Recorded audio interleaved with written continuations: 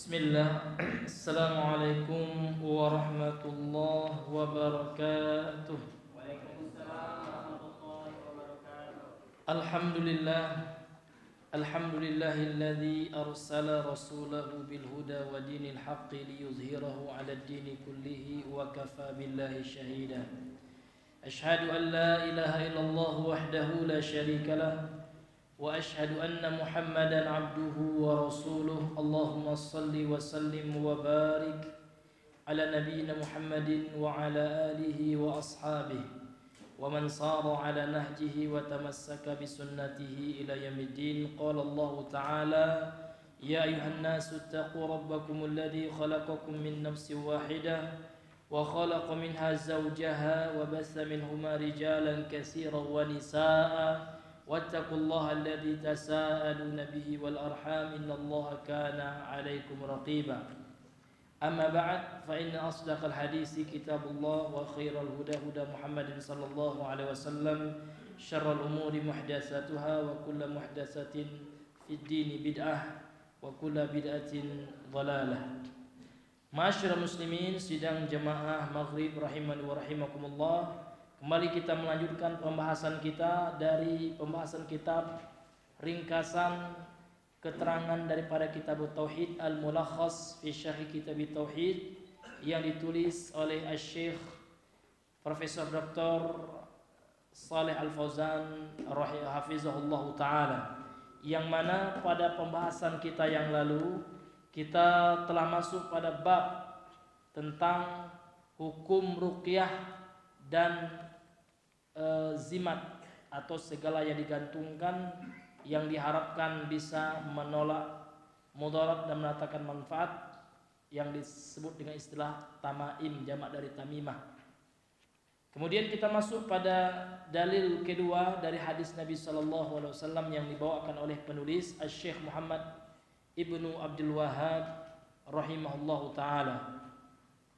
Qala al-muallif rahimahullah وعن ابن مسعود رضي الله عنه قال سمعت رسول الله صلى الله عليه وسلم يقول إن الرقى والتمائم والتولة شرك رواه أحمد وأبو داود.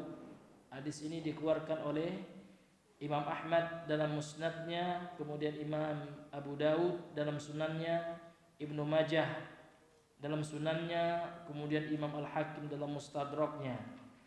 Wa sahhahahu wa wafaqahu Az-Zahabi, disahihkan dan disepakati kesahihannya oleh Al-Imam Az-Zahabi rahimahullahu taala.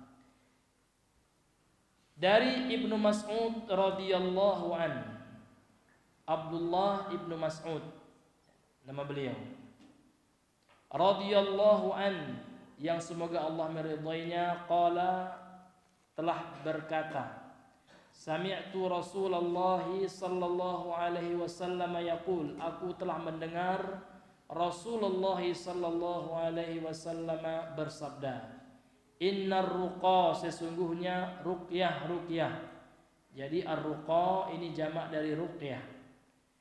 Wat tamaima, ya, dan tamaim, ya, dan ini sering diartikan dengan zimat, ya, dengan azaim sama. Kalau azaim, ya, azimah itu yang sering diartikan sebagai zimat, namun kegunaannya sama, baik itu, ya, tamaim ataupun azimah ataupun rajah, ini kegunaannya sama-sama penangkal, ya, penangkal penyakit, bisa mendatangkan manfaat, menolak mudarat. Wattiwalata, jadi tiwalah ini akan disebutkan keterangannya oleh Syekh nantinya, namun kita sebutkan tiwalah ini sejenis sihir, sihir yang dilakukan oleh penyihir untuk memikat seorang wanita atau pelet, membuat seorang istri lebih senang sama suaminya atau membuat suaminya senang sama istri. Lawannya as-sarf, ya, akan dibahas pada pembahasan tentang sihir, bab tentang sihir. As-sarfu itu sihir pembenci.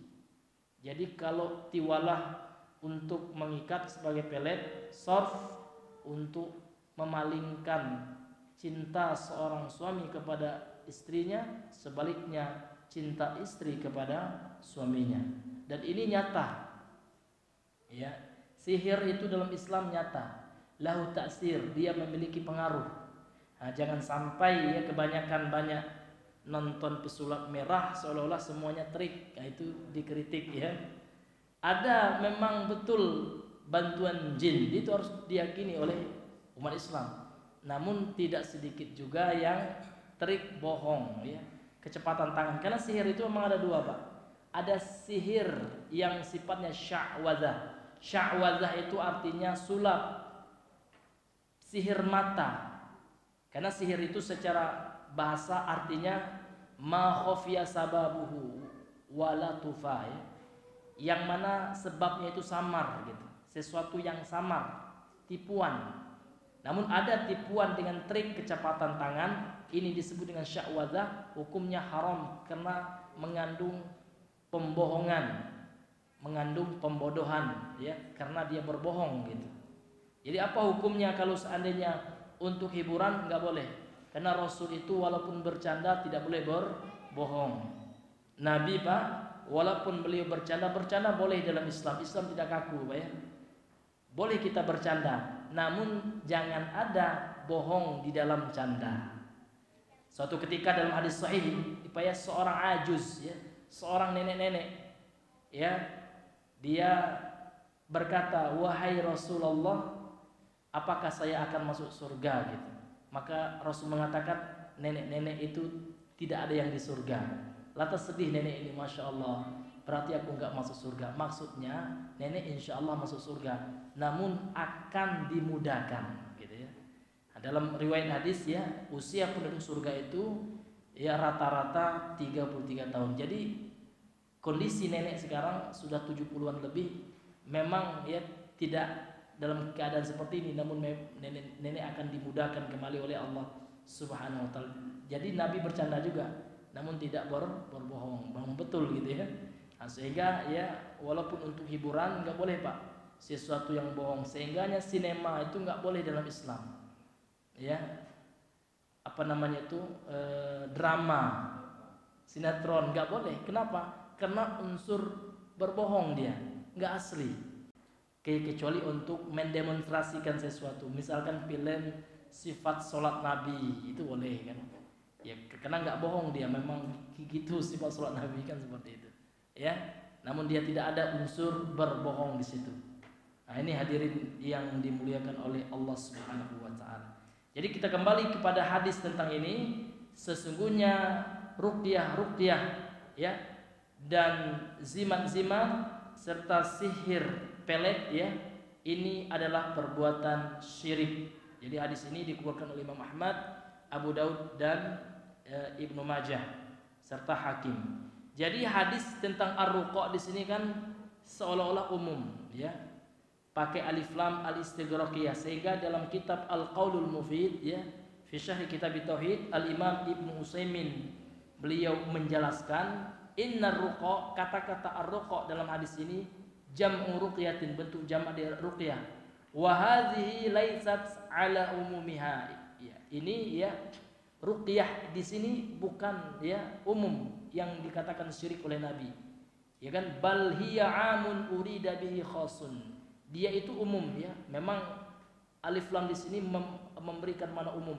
Namun ya dia menginginkan makna khusus.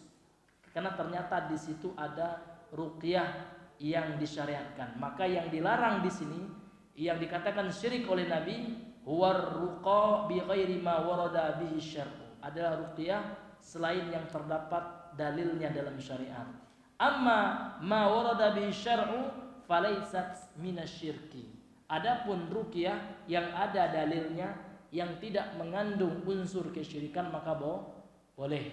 Berdasarkan hadis Nabi yang lain, la ba'sa fir ruqa illam takun syirkan. Tidak apa-apa ruqyah ya selama tidak mengandung kesyirikan. Jadi yang dimaksud dengan ruqyah dalam hadis ini adalah ruqyah yang ada unsur syiriknya. Ini hadirin yang dimuliakan oleh Allah Subhanahu wa taala. Qala syarihu hafizahullah taala, berkata pensyarah yang semoga dijaga oleh Allah, sayati syarhu mufradatil hadisi fi kalamil musannifi rahimahullah taala, akan datang penjelasan ya mufradat kosakata dari hadis di atas pada perkataan penulis rahimahullah. Jadi apa itu tiwala, apa itu tamaim ya, apa itu ar-ruqa akan dijelaskan langsung oleh Syekh nanti pada pembahasan setelah ini ya. Kemudian kata pensyarah hafizahullah taala, al-ma'nal ijmali lil hadis, ya makna global dari hadis ini. Jadi apa maksud dari hadis ini gitu secara umum? Maka beliau mengatakan annar Rasulullah sallallahu alaihi wasallam yukhbiru, sesungguhnya Rasulullah sallallahu alaihi wasallam mengkabarkan anna isti'mala hadhil asya'i, sesungguhnya penggunaan atau pemakaian hal-hal ini, apa itu Pak? Ruqyah, syirik, kemudian zimat, kemudian sihir tiwalah ya. Penggunaan perkara-perkara ini kata beliau liqasdi daf'il madar, dengan maksud ya untuk menolak penyakit atau kemudaratan, wajal bil masalih atau mendatangkan kemaslahatan atau kebaikan, min indi ghairillahi, dari selain Allah, syirkun billah, maka ini adalah perbuatan syirik kepada Allah ya. Karena orang yang melakukan jampi-jampi ya kan, dengan ritual-ritual tertentu, mereka meyakini apa yang mereka lakukan itu bisa berpengaruh gitu, bisa mendatangkan manfaat ya, bisa menolak apa yang tidak mereka sukai. Misalkan pengamal ilmu kebatinan ya Pak ya, pengamal ilmu roro rontet, nggak tahulah apa namanya Pak ya. Nah, jadi mereka memiliki ajian-ajian Pak ya, memiliki ruqyah. Jadi ruqyah itu kan secara bahasa jampi-jampi artinya Pak ya. Nah, kemudian dibaca. Ketika mereka yakin bacaan-bacaan itu, mantra-mantra tersebut akan mendatangkan sebuah kekuatan, akan melahirkan sebuah keistimewaan bagi yang membacanya, sehingga datang sebuah kekuatan gitu ya. Nah, maka di sini letak kesyirikan, berarti dia meyakini itu bisa mendatangkan masalih ya, kemaslahatan dari selain Allah Subhanahu wa taala, dan disitulah letak syiriknya. Kemudian kalau kita baca Pak ya, jampi-jampi itu, saya pernah ada buku kebudayaan Indonesia ya, terbitan tahun berapa lupa Pak. Di situ memang sudah membudaya gitu. Biasanya jampi-jampi masyarakat mana gitu ya. Nah, di situ saya lihat memang ya ada unsur-unsur kesyirikan yang nyata. Kenapa Pak? Karena ada bait-bait ataupun konten daripada jampi-jampi itu mengandung permintaan kepada selain Allah. Bisa jadi memanggil suatu nama yang asing, boleh jadi yang mereka maksud jin atau apa, atau sesuatu yang dianggap keramat, sesuatu yang dianggap sakti mandraguna ya. Maka ini adalah bentuk kesyirikan. Di situ letak syiriknya, karena dia sudah meyakini itu bisa mendatangkan manfaat selain Allah Subhanahu wa taala. Nah, sehingga dalam agama kita sudah ada gantinya Pak. Gantinya apa? Doa. Kemudian gantinya apa? Membaca Al-Quran. Karena Al-Quran ini sebagai syifa, sebagai obat ya. Obat bagi manusia. Syifa'un lima fis sudur. Obat juga terhadap penyakit hati gitu. Nah, bukan jampi-jampi, bukan mantra-mantra. Kalau doa boleh. Kalau bahasa Indonesia doanya enggak apa-apa. Selama doa itu ikhlas ya, tidak ada unsur syiriknya, dia minta kepada Allah, boleh. Apalagi yang lebih afdol, doa-doa dalam Al-Quran dan dalam hadis Nabi, tentu itu lebih utama dan lebih bermanfaat bagi orang yang mengamalkannya. Kemudian kata beliau, li'annahu la yamliku daf'ad dharri. Sesungguhnya tidak ada yang menguasai, yang mampu untuk menolak kemudaratan, wajilbal khairi, dan mendatangkan kebaikan, illallahu subhanahu, kecuali Allah zat yang maha suci. Hanya Allah sebenarnya yang mampu mendatangkan manfaat dan menolak mudarat, seluruh mara bahaya. Wa hadzal khabaru maknahu an-nahyu an hadzal fi'li, dan kabar informasi yang disampaikan oleh Nabi ini maknanya adalah larangan dari perbuatan-perbuatan yang disebutkan oleh Nabi tadi, ar-ruqa, ya, jampi-jampi, ruqyah-ruqyah kesyirikan, zimat, ya, kemudian sihir pelet, itu semua dilarang ya oleh Nabi, karena Nabi mengatakan syirkun, termasuk perbuatan syirik. Kemudian munasabatul hadis lil bab. Kemudian kata beliau, kesesuaian hadis ini ya dari bab atau terhadap bab yang tengah kita bahas. Bab apa yang kita bahas sekarang, Bang? Bab tentang majaa fir ruqa, bab tentang ruqyah, hukum ruqyah dalam Islam. Wat tamaim, dan tentang zimat lah ya, zimat. Nah itu. Jadi apa kesesuaian hadis ini? Ya, apa korelasi hadis ini? Maka beliau mengatakan, anna fihi, sesungguhnya di dalam hadis ini terdapat bayana, penjelasan, anna isti'mala hadil asya, bahwasanya pemakaian atau penggunaan benda-benda ini atau perkara-perkara ini, al-madhkurati, yang disebutkan dalam hadis ini, syirkun, ini adalah bentuk perbuatan syirik, yakhillu bit tauhid, yang bisa merusak ya tauhid seseorang. Itu Pak korelasinya. Kemudian ma yustafadu minal hadis, apa istifadah atau pelajaran yang bisa kita ambil dari hadis di atas. Yang pertama, al-hasu ala siyanatil aqidah, ya, anjuran menjaga akidah. Al-hasu itu arti anjuran Pak ya. Ya, motivasi gitu untuk menjaga akidah ya.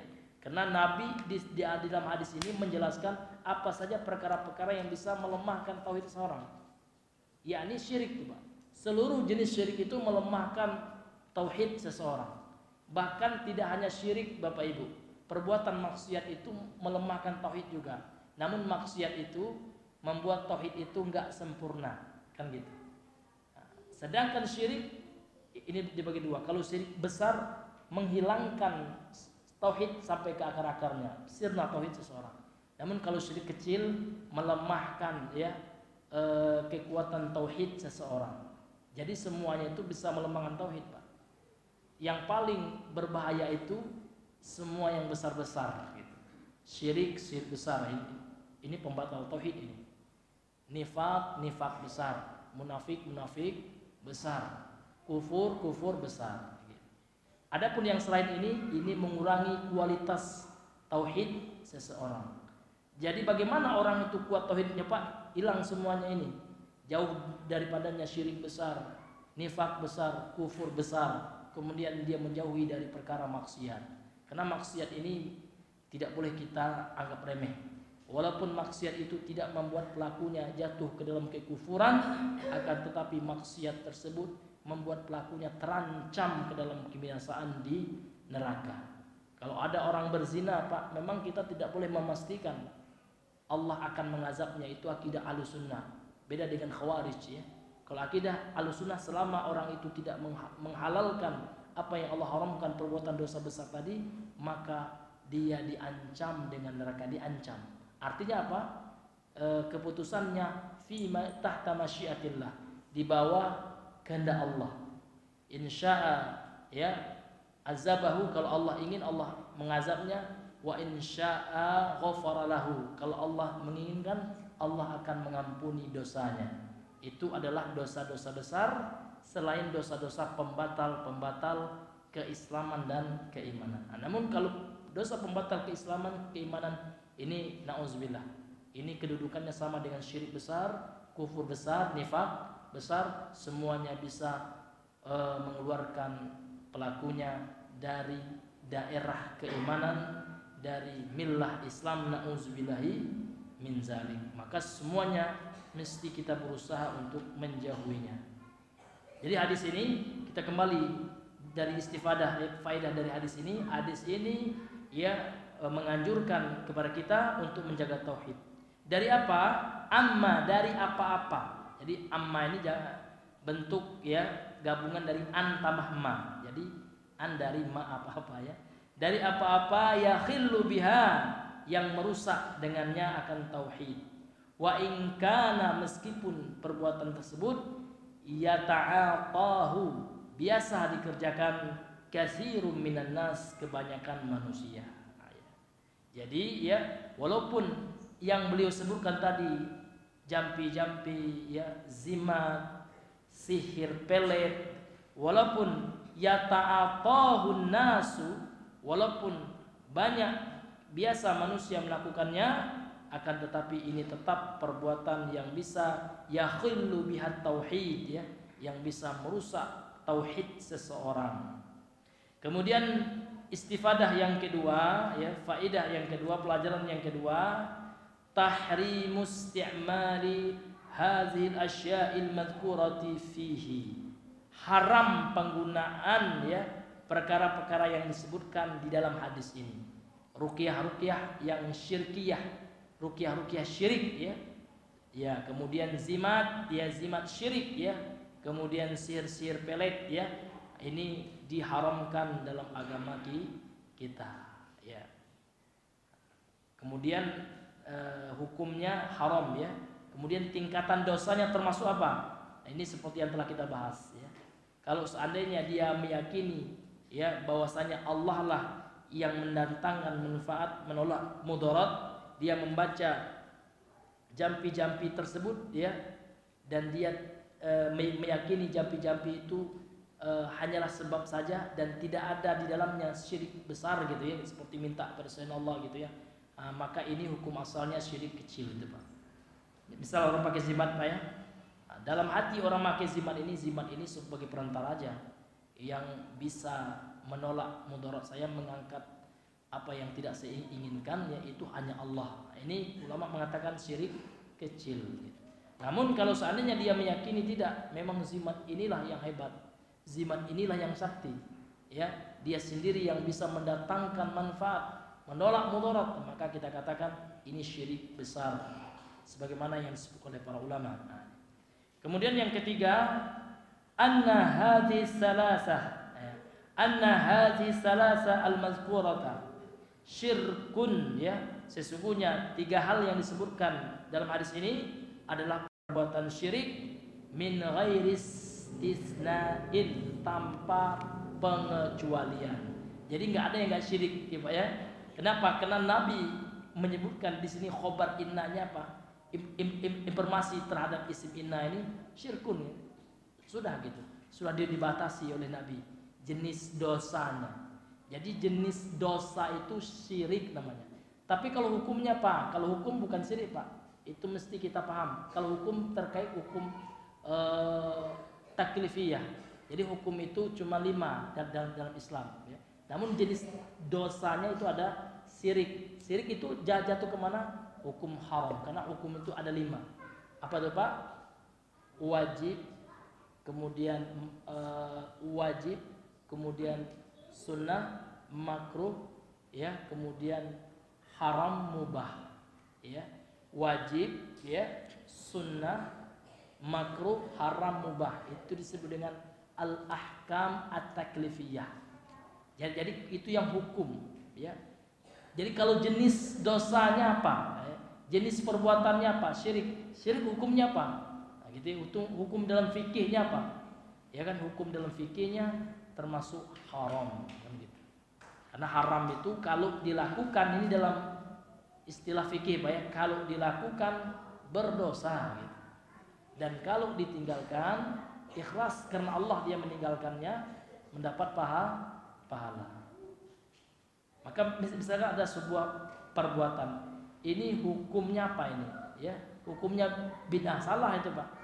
Jenis perbuatan ini apa? Ini jenisnya bid'ah. Kalau bid'ah, hukum bid'ah dalam Islam apa? Ya, kalau itu bid'ah dalam ibadah, bid'ah dalam tataran agama haram gitu. Namun kalau bid'ah dalam tataran keduniaan, lihat tujuannya gitu. Karena dalam kaidah fikih dikatakan al-wasail laha hukmul maqasid. Ya, kalau dia masalah duniawiyah, masalah wasilah saja, perantara. Ini tergantung tujuannya. Kalau perantara itu digunakan untuk yang haram, maka hukumnya jadi haram. Contoh yayasan itu masalah dunia, Pak, sepakat itu. Ya, ulama-ulama sekarang karena di zaman sahabat nggak ada yayasan, organisasi nggak ada ya. Ya. Itu masalah nazilah namanya, masalah kontemporer. Ya samalah dengan hukum apa? Hukum MLM. Apa hukum nggak ada di zaman sahabat. Jadi yang ada fatwa ulama sekarang. Jadi kalau kita menghukum orang, memponis orang dia punya yayasan, misalkan dia di organisasi, langsung kita katakan salah, itu harus merunut kepada fatwa ulama. Jangan kita menjadi ulama amatur gitu. Kan bahaya, Pak. Ya kita hanya penuntut ilmu saja, penuntut ilmu kecil gitu.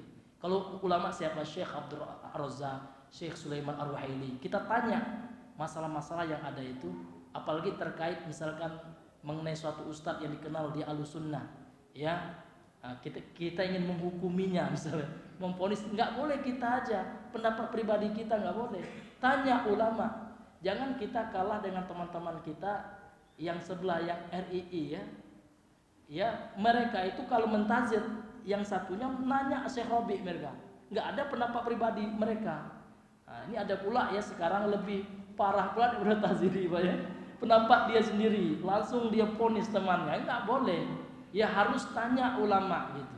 Kenapa? Karena ulama itulah yang pakar dalam memponis, ya menjarah, mentakdil itu ya, memberikan hukum person itu ulama gitu.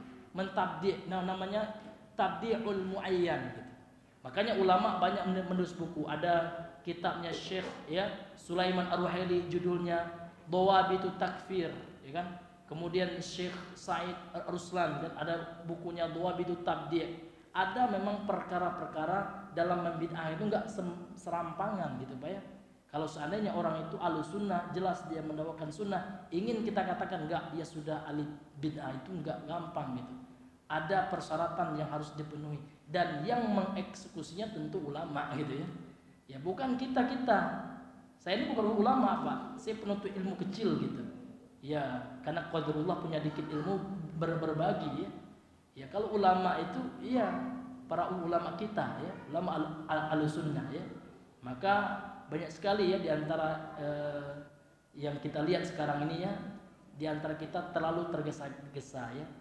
Hanya sebagai penuntut ilmu saja ya, terkadang sudah bisa memponis kan seperti itu. Ya tanpa konsultasi dengan para masyayikh ya. Nah, terkadang jangankan masyayikh ya, ulama senior saja, ustadz senior saja enggak konsultasi gitu. Nah, ini bisa memecah belah ya Ahlussunnah wal Jamaah yang mesti kita jaga ini hadirin yang dimuliakan oleh Allah Subhanahu wa taala. Karena berat sekali, Pak, ya. Memponis orang itu berat sekali ya. Karena ini adalah berkaitan dengan kehormatan seseorang. Ya kan? Kalau seandainya ponis kita itu salah misalkan. Nah, ini sampai akhirat, Pak. Karena terkait dengan al-a'rad ya, kehormatan seseorang. Seseorang yang dia ahlussunnah dituduh sebagai ahlul bid'ah misalkan. Dituduh dia sebagai mubtadi, dituduh dia hizbi dan lain sebagainya ya. Diboikot dia ini kan berat gitu ya. Ya, karena masalahnya ini sampai ke akhirat, Pak, ya kan? Kalau seandainya salah yang kita tuduhkan. Ini kalaupun seandainya benar, ada adab dan tata caranya. Ya, harus diajak dulu dia, dinasihati 4 mata kan gitu ya. Kemudian kalau dia keliru, iqamatul hujjah. Jangan enggak ada tabayyun, enggak ada apa langsung. Ini hal yang mesti kita sampaikan supaya apa, Pak? Supaya kita jangan melakukan hal-hal yang seperti itu gitu. Apalagi kita satu manhaj kan gitu. Iya. Ulama-ulama terdahulu pun terkadang berselisih pendapat gitu. Ya terkadang satu ulama berbeda dengan ulama yang lain ya. Namun ya mereka tidak pernah ya membid'ahkan ya. Apalagi perkara itu terkadang perkara-perkara ya yang sifatnya khilafiyah. Seperti Syekh Albani ya, tidak jarang beliau berbeda ya dengan ulama-ulama sunnah di Saudi. Bahkan beliau tulis buku bantahan Pak kepada Syekh Hamud At-Tuwaijiri, itu kan jelas sekali ya, buku bantahan beliau dibalas lagi oleh Syekh Hamud itu. Ya, tentang Syekh Albani ya mengharamkan wanita memakai emas melingkar gitu. Ini kan masalah khilafiyah gitu. Nah, yang harusnya seorang itu berlapang dada dan tidak ya sampai menghajar saudaranya gitu Pak. Iya. Ini yang mesti kita perhatikan. Jadi kalau salah teman kita minimal kita japri Pak ya. Ya kita japri dia, boleh jadi dia memang salah, keliru ya, boleh jadi dia setelah itu rujuk gitu. Kita nggak tahu kan gitu. Namun nggak boleh kita ya sebarkan di medsos gitu ya. Nah, ini hadirin yang dimuliakan oleh Allah, perkara yang mesti kita ya sama-sama perhatikan sehingga ya tidak jatuh ke dalam berkata-kata dalam masalah agama tanpa ilmu. Itu kan masuk ntar Pak ya. Karena memponis itu luar biasa Pak ya. Bisa luar biasa sekali ya dalam ilmu Islam, dalam agama Islam ini. Baik Bapak Ibu yang dirahmati oleh Allah, kita kembali melanjutkan At-Tamaim. Ini perkataan lanjutan dari perkataan Syekh Muhammad bin Abdul Wahhab. Qala al-muallif rahimahullah at-tamaimu. Yang dimaksud dengan tamaim, tamaim ini jamak dari tamimah Pak ya. Tamaimu ya, jamak dari tamimatun. Wazannya mafa'ilu ya, sighah muntahil jumu' ya. Mafa'ilu. Syai'un yu'allaqu 'alal auladi minal aidi, adalah sesuatu yang digantungkan ya pada anak-anak. Maksudnya pada leher anak atau pada gelangnya atau pada tangannya atau pada kakinya, sesuatu yang digantung lah gitu. Sesuatu yang dipakaikan lah, itu bahasa gampangnya. Jadi segala sesuatu yang dipakaikan kepada anak, baik itu dipakaikan di lengan ya, di pergelangan tangan atau di pergelangan kaki atau yang diikatkan di pinggang, itu dipakaikan ya. Minal aini, diyakini sebagai penolak penyakit ain. Nah, ini ada masalah khilafiyah Pak ya, yang memang kita sebutkan ya, karena ini ma'ruf di kalangan ya, para sahabat. Namun ada pendapat, jadi kalau sahabat itu berbeda pendapat, tentu ada pendapat yang kuat gitu Pak. Jadi kita beramal dengan pendapat yang kuat.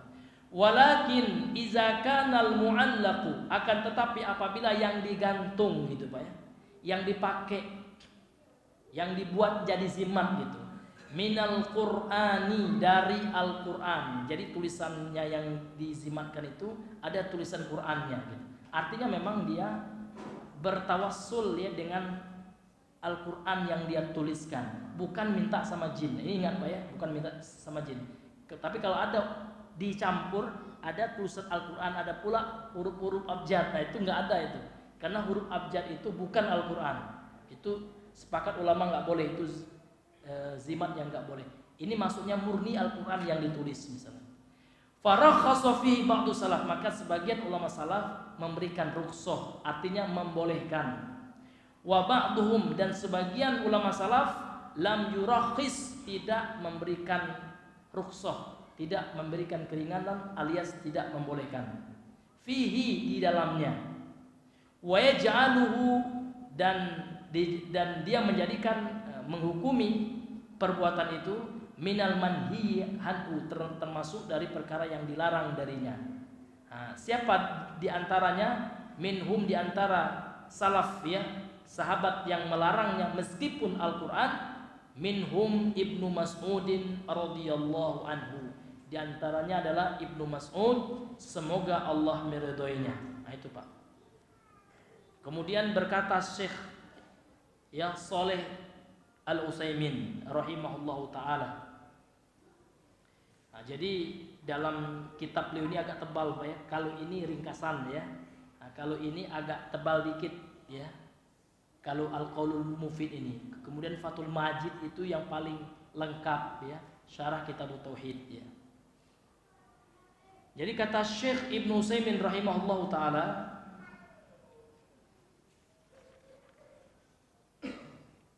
kata beliau,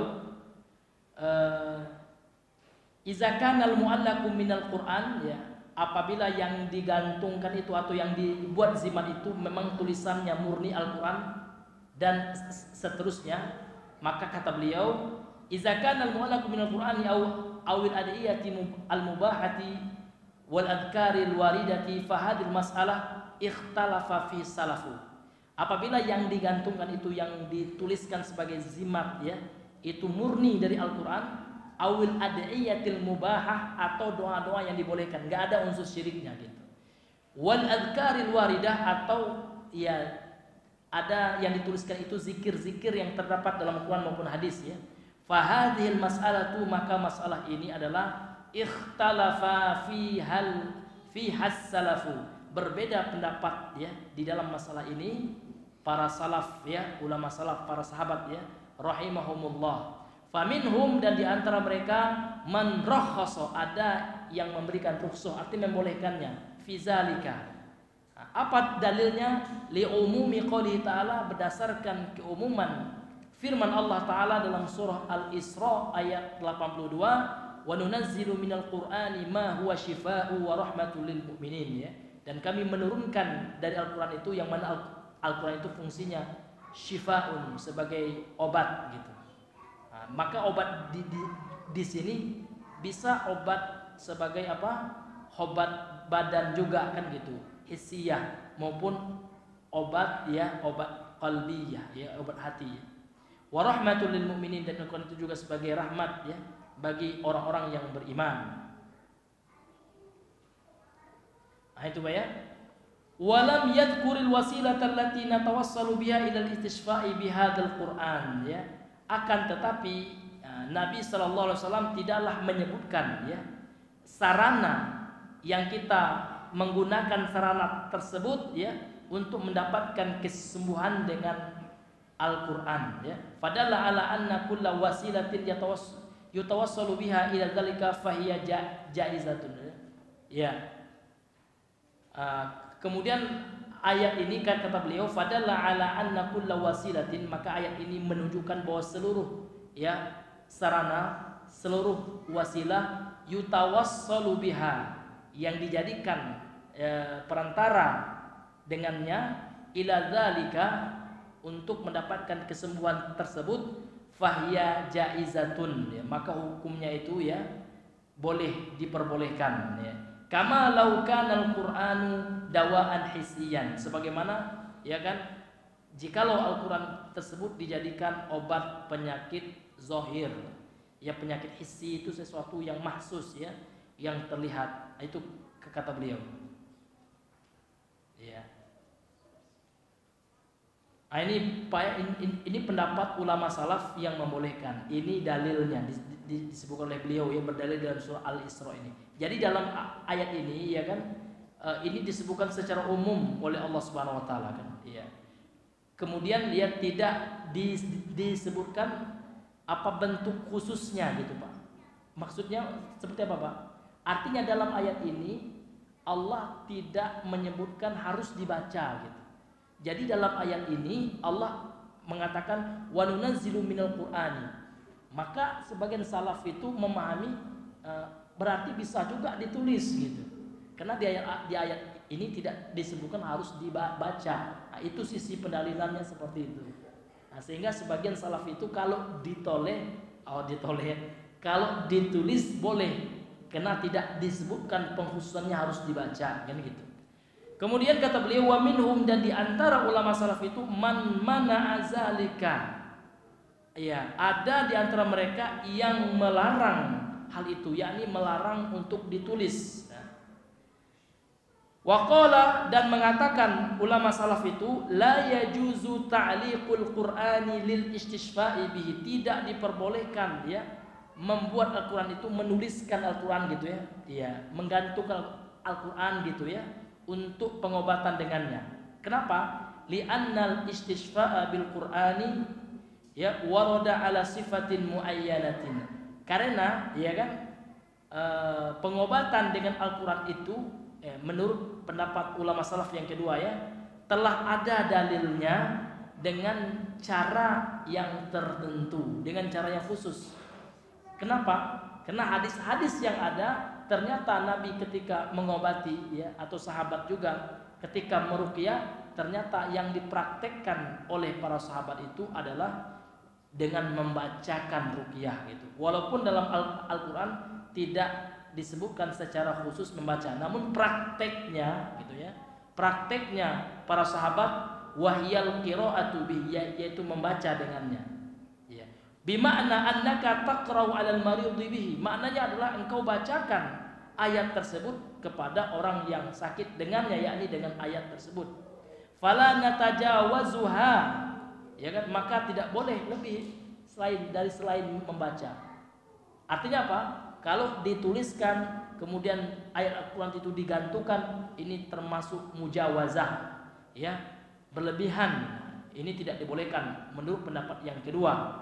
Falau ja'alna al-itishfa'a bil Qur'ani ala sifatin lam tarid, fa ma'na dzalika annana fa'alna sababan laisa masyru'an. Kalau seandainya kita membuat, ya kan, pengobatan dengan Al-Qur'an dengan cara yang tidak ada nasnya, dengan cara yang ya tidak ada dalilnya gitu ya, lam tarid itu tidak ada dalilnya, fa ma'na dzalika, maka maknanya hal itu adalah sesungguhnya kita telah membuat suatu sebab yang tidak disyariatkan. Wa qad naqalahu al-muallif rahimahullah, kemudian penulis kitab ini Syekh Muhammad bin Wahab, kata Imam Ibnu Utsaimin ya, telah menukilkan an Ibnu Mas'udin dari Ibnu Mas'ud radhiyallahu anhu bahwasanya beliau melarangnya meskipun Al-Qur'an yang dijadikan zimat. Apa ya? Jadi dan inilah pendapat yang yang lebih kuat gitu Pak ya. Walihada naqul ya, oleh sebab itu kata beliau, kata Imam Ibnu Utsaimin pada paragraf yang ketiga, beliau mengatakan, kita katakan, kata beliau, al-aqrabu an yuqal, maka yang lebih dekat untuk dikatakan dalam masalah khilafiyah ini, innahu la yanbaghi an tu'allaqal ayatu lil istisfa'i biha, maka tidaklah selayaknya ya kan digantung ayat-ayat Al-Qur'an atau ditulis ayat Al-Qur'an kemudian dibuatkan zimat untuk pengobatan, untuk proses pengobatan dengannya. Nah, ini. Jadi beliau mengkuatkan pendapat yang kedua ini sebagaimana yang dikuatkan juga oleh penulis kitab Syekh Muhammad bin Abdul Wahab, dan juga sebagaimana yang dikuatkan oleh Syekh ya pensyarah kitab ini Al-Mulaghas ini ya Syekh Shalih Al-Fauzan. Jadi pendapat yang kedua itulah yang paling kuat, yang rajih, Pak. Kenapa, Pak? Karena ternyata cara menuliskan itu memang dalam Al-Qur'an tidak dilarang gitu ya. Tidak disebutkan cara khususnya. Namun praktek di kalangan para sahabat, mereka ketika meruqyah, melakukan pengobatan dengan Al-Qur'an, tidak ada yang melakukan dengan penulisan. Semuanya dilakukan dengan membaca Al-Qur'an. Wallahu taala a'lam bissawab. Kemudian apa alasan daripada Imam Ibnu Utsaimin menguatkan ya, di antara alasannya Pak ya, di antara argumentasi beliau kenapa pendapat yang kedua yang beliau kuatkan. Bagaimana pendapat yang kedua itu Pak? Ulama salaf tidak memberikan rukhsah, keringanan, kebolehan bagi orang yang menggantungkan Al-Qur'an sebagai penangkal, sebagai zimat. Ini murni Al-Qur'an yang digantungkan atau yang dituliskan. Di antara alasan beliau adalah la siyama wa anna hadzal mu'alliqa qad yaf'alu asya'a tunafi ya, wa anna hadzal mu'alliqa ya qad yaf'alu asya'a tunafi qadsiyatal Qur'an. Terlebih lagi orang yang memakai ayat Al-Qur'an sebagai zimat ini melakukan perkara-perkara yang menafikan kesucian Al-Qur'an. Seperti apa? Misalkan dia berbuat maksiat, ya, Pak ya, dia lagi pakai zimat, ini ada ayat Al-Qur'an yang dipakainya nih. Kal ghibati mathalan, ya, seperti dia melakukan ghibah. Tentu ini merusak kesucian Al-Qur'an gitu. Dia pakai zimat Al-Qur'an ya, padahal dia menggibah gitu kata beliau. Ya, wa dukhuli baitil khala, dan dia masuk misalkan ke WC ya sementara dia memasang zimat yang ada Al-Qur'annya. Ya kan?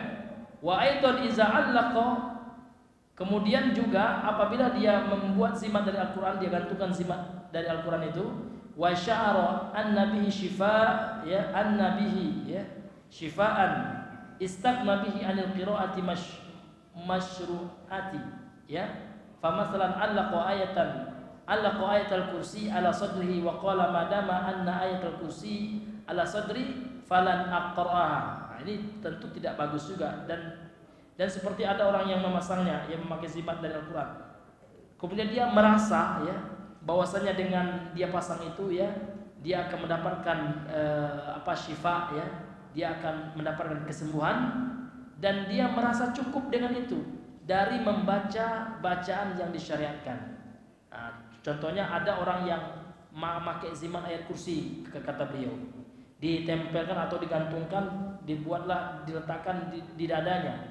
Waqala, dan orang ini mengatakan madama anna ayatul kursi ala sadri, selama ayat kursiat itu digantungkan di dadaku, falan aqra'aha, maka aku tidak akan ya membacanya. Fayastaghni bi ghairi masyru'i anil masyru', maka dia ya sudah ya tidak lagi melakukan yang disyariatkan. Dia cukupkan dengan sesuatu yang tidak disyariatkan dengan sesuatu yang disyariatkan, padahal membacanya itu lebih ditekankan Al-Qur'an itu ya, bukan ditulis-tulis gitu.